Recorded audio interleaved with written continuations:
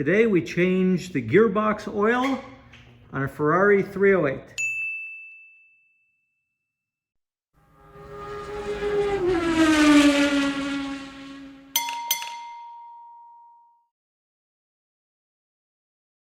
Hello and welcome to the garage. Today we're going to do the gearbox oil change on a Ferrari 308, and it's the same procedure as a 328, 308 GT4, and even some of the later Ferrari 246 Dinos, or the Dino 246. So when you change the oil in the gearbox, you're actually changing two sets of oil. You're changing the oil that is actually in the gearbox oil pan, which is underneath here, and you're changing the oil that is in the transfer case. And because of the way the two are interconnected, we're going to look at the procedure for both taking the oil out and replacing it. So the transfer case is the case that takes the drive off of the engine. The clutch is behind this bell housing over here. It takes the drive, there's a set of gears here, there's 3 gears, and then it takes the power through underneath into the gearbox, and the gearbox here is where you go and you change your gears. It gives you your final drive that eventually goes out to the wheels. So, first step is to actually get the oil out. Now you would think that the first thing that you do is you would drain the oil out of the pan, but that's actually not the best procedure. You should always remove the fill plugs first so that you know that those come off and you don't run into a situation where you've drained the oil out and then you can't put oil back into it because the fill plug is in the way. So the first step is there is an aluminum pan over here that we're going to remove, and it's held in with 4 10mm bolts. We take that off, and then we will start by taking the fill plugs off. So here we are, the aluminum shield is out. And before we go any further, I'm just going to point out all of the plugs that we're going to be dealing with. So if we take a look right back here, here's the differential housing. Right back here, you're going to see this one right here. That is the fill plug for the gearbox. But it's actually not going to be the fill plug. It's going to be the plug that we are going to use to get the level right. So there's that plug right there. And then if we go underneath, here's the pan for the gearbox. See how it reads olio cambio? Oil cambio means gearbox in Italian. And there's your drain plug for the gearbox oil. And then I didn't mention in the first video at the beginning, or at the beginning of the video, where we've already removed the wheel and the wheel arch to have access to the transfer case over here. The transfer case has a fill plug over here, and it has a drain plug over here.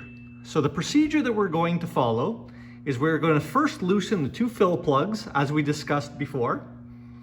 Obviously you want to make sure that the car is level, because in order to get the level correct on the oil in the gearbox, it's done via an overflow method, so the car needs to be somewhat level.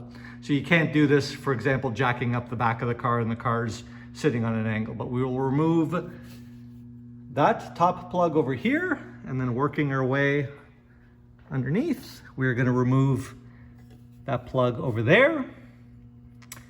And then we're going to drain the gearbox and the transfer case by removing the gearbox drain plug. And looking over here, the transfer case has a drain plug right over there. So as I said, first step is remove the fill plugs and then the drain plugs, and we're going to drain the oil out. So with all the oil drained out of both the gearbox and the transfer case, we're going to put the plugs back on.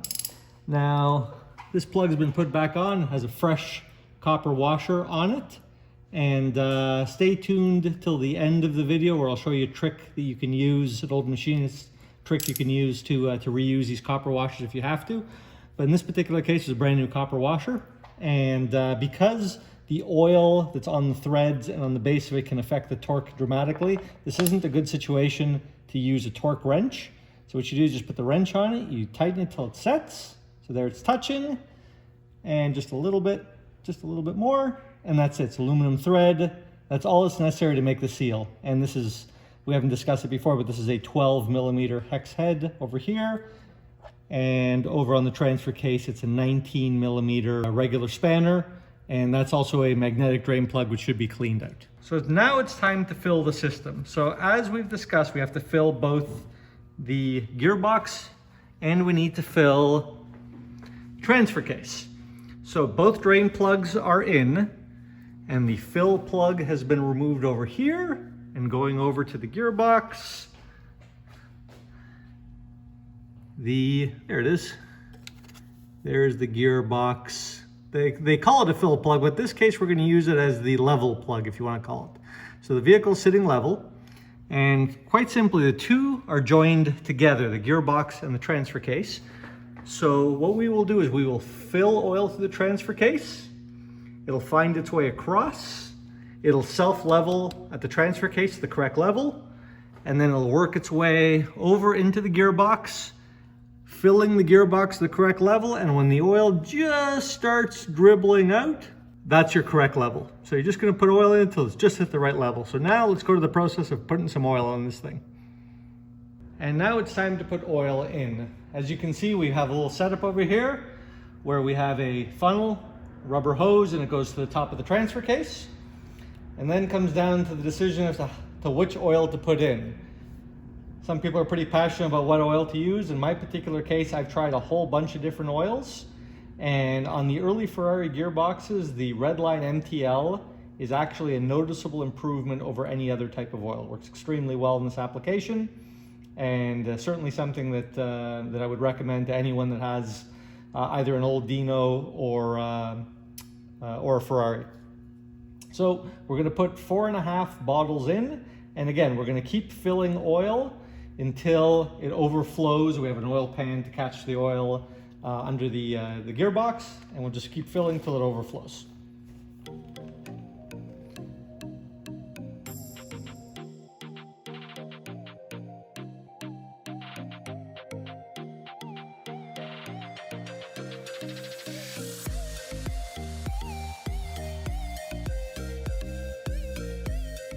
And here we are, 4.5 bottles, and the oil is just overflowing and setting the height that we need. So now it's time to button everything up.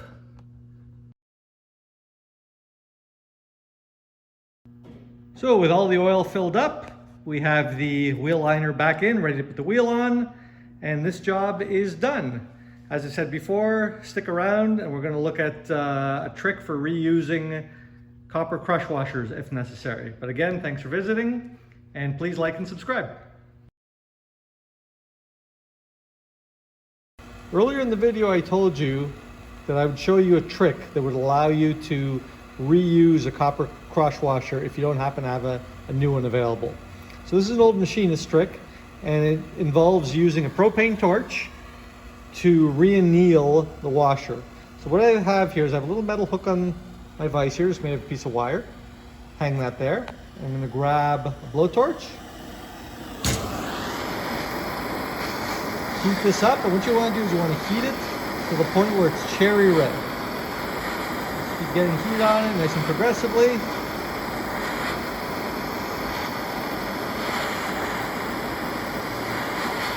And when it reaches cherry red, as it's getting right now, a nice even cherry red, orange if you will. Take the heat away, and the washer will cool down again, and it's been re-annealed, meaning it's been softened back to its original state, and it'll work perfectly as good as a brand new one. So a little old machinist trick: when you don't happen to have a new washer available, you can just re-anneal an old one.